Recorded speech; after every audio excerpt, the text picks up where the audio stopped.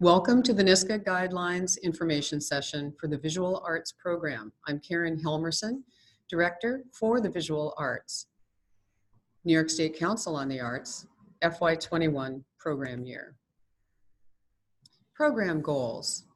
VAP offers support to a wide range of contemporary art activity for the benefit of the public and the advancement of the field. Visual Arts considers living artists to be of primary importance to the visual arts field and directs the majority of its funding to organizations that present visual artists who reside in New York State. Supported activities may include exhibitions, installations, workspace facilities, residencies, publications, and critical writing. For the purpose of this grant opportunity, Visual Arts does not include time-based media artworks such as moving image, video, sound art, game design, film, and emergent technologies. For example, VAP supports work such as sculpture, painting, drawing, printmaking, and photography. VAP has different prerequisites for each of its 4 primary funding categories. Please read the FY21 VAP guidelines for this detail. Prerequisites outline what is eligible and not eligible and will determine the successful outcome of any proposal. Key dates and deadlines to remember. The application period begins January 28th of this year.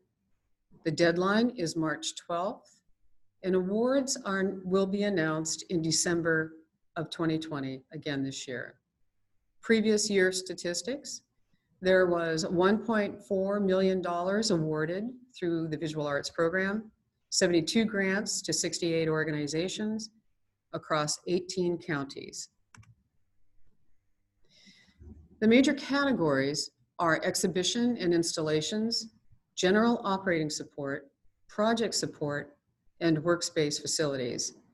You'll see here there is also the re-grants and partnerships category, which is by invitation only. Program proposal tips. To begin, I want to point out 2 major changes to the Visual Arts program this year. 1, the requirement for payment of fees to artists has been refined and clarified.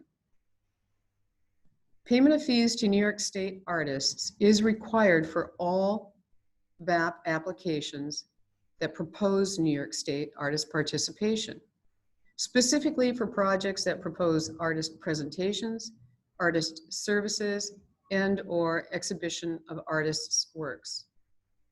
Payment of fees means a monetary payment to artists for services rendered above and separate from the costs associated with services, exhibition, or presentations. Honorarium and stipends are considered a type of payment of artists' fees.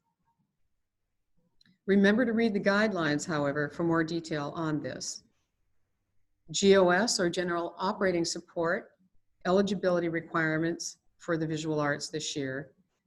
Please note, organizations applying for or receiving general operating support in the visual arts or another NISCA program may not apply for a second FY21 project request in either EMF or the visual arts.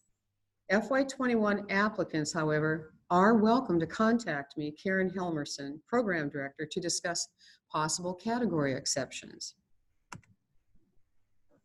Frequently asked questions. There are many questions an applicant may have. Following are the most common VAP eligibility inquiries. For all questions, please, again, contact staff directly for clarifications. First, I am planning a group show for 80 individual artists. Does this qualify? No. VAP requires 4 separate exhibitions in any single funding year. I am planning a multidiscipline series of film and visual art. Can I apply to VAP? No, not for the entire series.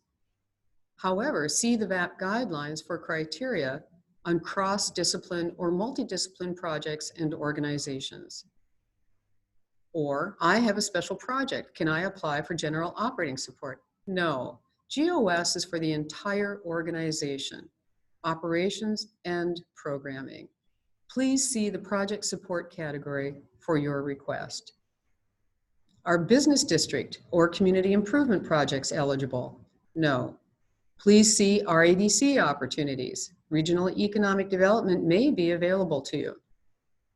Can staff guide me in shaping my proposal? No. This is a competitive process. Staff is available to clarify guidelines, program goals, and objectives. Lastly, may I call you at any time for assistance?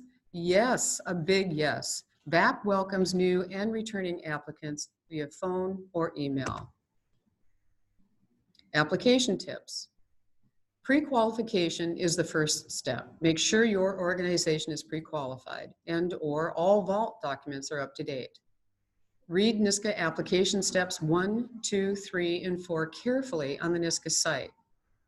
Attend a NISCA FY21 guidelines application seminar near you. There are no exceptions to the CFA application deadline once the deadline has passed. It is a time-sensitive application. Read the questions carefully and answer them directly. Be succinct. The NISCA CFA application has a word count. Use the financial notes section provided. And remember to answer all the CFA application questions and upload all support materials requested. Please do not submit hard copy to the visual arts program. Your contacts for the visual arts program, again, are myself, Karen Helmerson, Program Director, and Rita Putnam, Program Officer. Thank you, and we look forward to working with you in the FY21 application year.